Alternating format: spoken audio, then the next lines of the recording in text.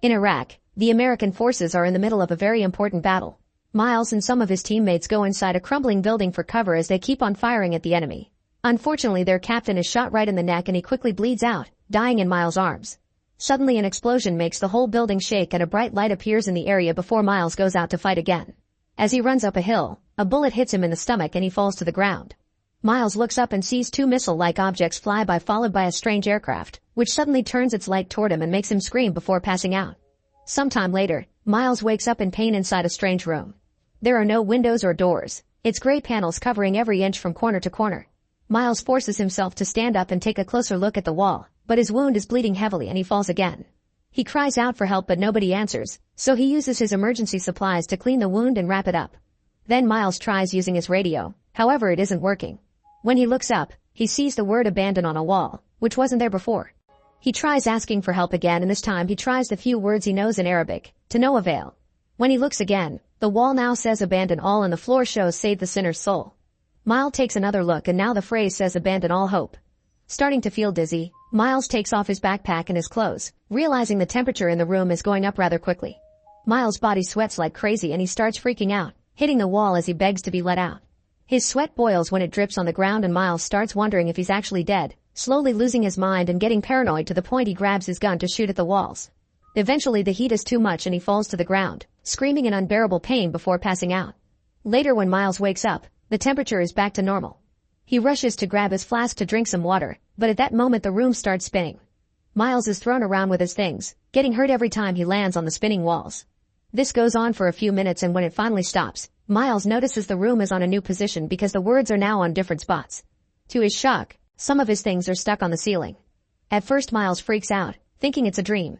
When he calms down he tries the radio again and after several minutes of silence he hears a woman's voice, but the call quickly ends. Miles thinks the room is refracting the signal and remembers he also has a cell phone, which is on the ceiling. He can't remember the number, so he uses his binoculars to check the sticker and carves the number on the floor with his knife. Suddenly the phone starts ringing and Miles tries jumping to reach it, but that makes his wound worse. Next he throws a shoe, but instead of hitting the phone it gets stuck on the ceiling too. At that moment frost starts appearing on the walls, so Miles rushes to put on any clothes he can reach before getting into fetal position as the frost begins covering his face as well. Moments later, the frost disappears as quickly as it came and Miles is left with purple fingers. He rubs his body in search of heat and hears the phone ring again, so he just gives it the finger. Suddenly an alarm rings and the room starts moving again, making the phone fall. As Miles is painfully thrown all over the place once more, he makes sure to reach for the phone and grab it right before the spinning stops. Now he's also regained access to his helmet, so he takes out the picture of his wife and daughter to save it in his pocket, then he eats some gum he hid before battle. Next he checks the call log on the phone and dials the number that called him. At first there's only static, but soon he can hear a woman's voice. She explains she's been kidnapped and she's in a spinning room, so Miles asks her to describe it and confirms she's in a room exactly like his. When the woman mentions there are no light sources but she can still see, Miles realizes he's in the same situation and takes a closer look at his own arm. It's almost as if their bodies are the light sources themselves. Then Miles asks a few questions to learn more about the woman, but she freaks out because she thinks he's part of a scam. He snaps and yells at her, explaining he's trapped too but also bleeding. The woman cries and apologizes, agreeing to work together. Her name is Damsey and before she was kidnapped she was on the highway. Miles remembers his team was near the highway and Damsey asks if he was stationed there, which makes Miles freak out because he never said he was a soldier. Damsey assures her she guessed based on the questions he asked and the way he speaks. At that moment Damsey stops speaking and grunts in pain instead. Miles' tags are suddenly pulled back and the chain starts choking him as an invisible force opens his arms as well, making him drop the phone. His body starts floating and a bright light appears, pulling all his limbs before dropping him to the ground. On the phone, Damsey can be heard being dropped too. Then Miles hears a weird noise and warns Damsey that the room is about to move again. However, instead of spinning, this time the walls start moving inward. Miles panics and tries to push a wall, only to fall and pass out. When Miles wakes up, he discovers the room has shrunk. He has a panic attack as Damsey calls again, telling him her room has shrunk too. When she realizes what's happening to him, she guides him with soft words to calm him down. Then Damsey starts cursing because she's putting her shoulder back in. Miles notices words on the wall in languages he can't understand and Damsey confirms they are in her room as well. Damsey also explains nobody grabbed her when she was in the highway, mentioning a location from Massachusetts. This makes Miles realize it doesn't make sense for them to communicate because his phone belongs to a closed network and he still thinks they're in Iraq. Damsey also freaks out because setting up something like this would take many days and she claims she's been there for around an hour. She's nobody important, so she can't understand why someone would take her, but before she was kidnapped she saw the same things in the sky as Miles. Next, Miles starts screaming through the different walls to check if Damsey is her bunker neighbor, but she can't hear him. He wonders how she got his number, and Damsey says it appeared on her ceiling. Suddenly the phone announces another call and Miles tells Damsey to call him later before taking it. A man starts talking in another language, so Miles asks for English. The guy isn't fluent, but he manages to say that they can't win because they can't solve the equation, so they must die. Before Miles can ask for clarification, the call ends and the phone changes back to Damsey. Miles asks her if she knows anything about an equation while changing the bandages on his wound, but Damsey can't see any equation. Then Damsey wants to establish some kind of pattern to know why they were chosen, since she can't believe they were picked at random. She shares that she's an algebra teacher and engaged to a former soldier. However, she doesn't sound very happy talking about her fiancé, implying he changed a lot after he came home from war. In return, Miles admits he and his wife aren't currently on the best of terms. Then Miles eats the last rations from his backpack while watching the words on the walls. Some of the words have years, going from 1951 to 2007. Miles thinks they're using them to mess with them and they're fake because for him it's 1991. Damsey laughs as she realizes he isn't using a smartphone and brings up things like social media and selfies, but Miles doesn't understand her. Suddenly the room starts glowing and emitting a noise that makes Miles' ears bleed, but he still checks his watch to notice the room movements are happening more often. He writes the times on his arm before grabbing his head, screaming in unbearable pain before passing out. Moments later he wakes up trembling and having trouble breathing, unable to pick up the ringing phone. The word answer appears on the wall, so he forces himself to take the call. He tells Damsey that there isn't enough air and finally notices the room is even smaller now. The same happened to Damsey, who shares her theory. She thinks she, Miles, and other people are all in the same room at the same time, just in different years. She asks him to draw something on the wall and Miles makes an X, which is then surrounded by a hand drawn by Damsey. In her time, the year is 2020. She talks about the fourth dimension and shares she's always been better than average at math, prompting Miles to confess he's always been very good at math too, but he was never the academic type. Feeling exhausted, Miles falls to the ground while pointing out these beings are probably testing their bodies with all the weird changes to the room. He asks Damsey about the future and he's sad to hear the war is still going. Miles calls it the sins of the father and shares that his own dad fought in Vietnam before passing out. Damsey calls his name and he immediately wakes up, saying she needs him. At that moment, Miles notices that his Arabic dictionary dropped out from his bag and some of the symbols match the ones on the wall. He starts translating the message and writes it on the floor so Damsey can see it too, and the final result is an equation. Damsey recognizes it as the work of a famous mathematician who studied higher dimensions, but he never got to finish it. Another trapped person must be a mathematician and wrote it as a clue, which makes Miles and Damsey realize the kidnapped people are all connected to math in some way. Suddenly someone starts scribbling on both the Arabic equation and the translation to cover them, so Miles hurries to write what he remembers on his arm. Then Damsey confesses that she works as a teacher, but she actually has a very advanced degree in math.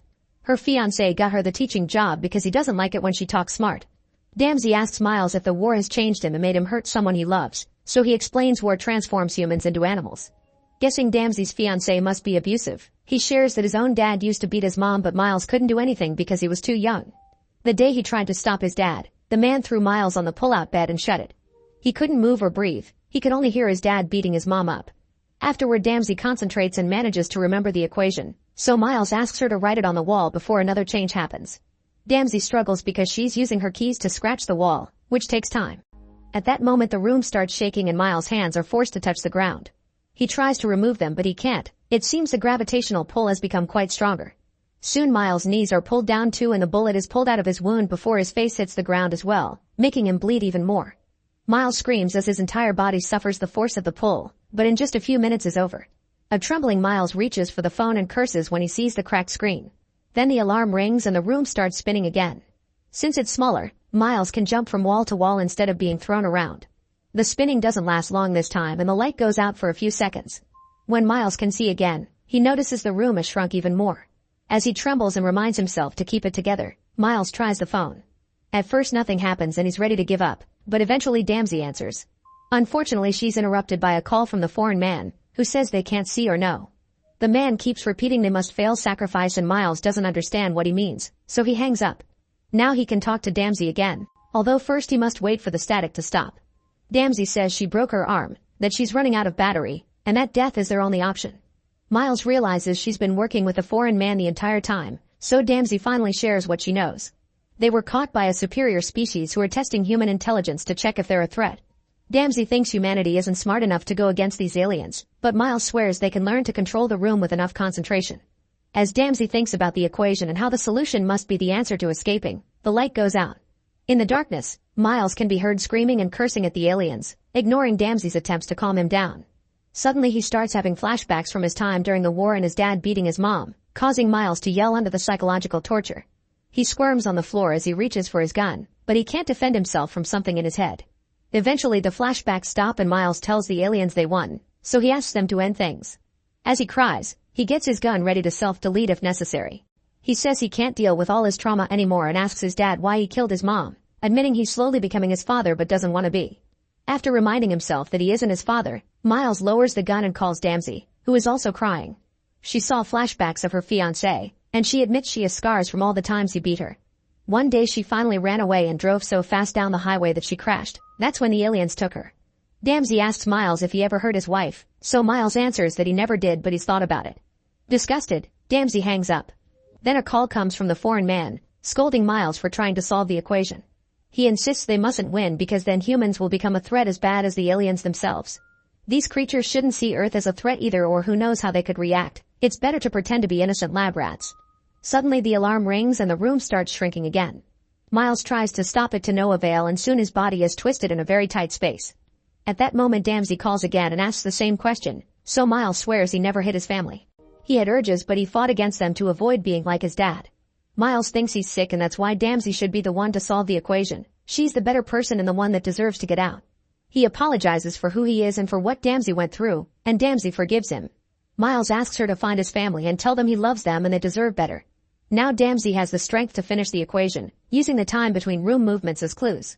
The answer is 1, so Damsey tries concentrating to take control of the room and spin it 1 time, but nothing happens. Damsey thinks about it and realizes that one person alone can't be a threat. The answer means mankind is 1. The aliens want to see if humans are capable of dropping the fighting and working together. Miles concentrates and starts pushing the room too so he can help Damsey, and a duo screams together until the room suddenly explodes into a bright light. To their shock, Damsey and Miles see each other touching hands and floating in the light. The wall panels float around them too, showing all the other people that were kidnapped. This means they've solved the equation and freed all the victims. Damsey and Miles say hi to each other and share a smile before they disappear in the light. Seconds later, Miles appears back in Iraq. He starts making his way back to his team, only to hear sirens wailing and see planes flying by. When he finds the American troops, they're looking at something dangerous in the sky. Make sure to subscribe and turn on notifications so you can watch more videos like this. Thanks for watching.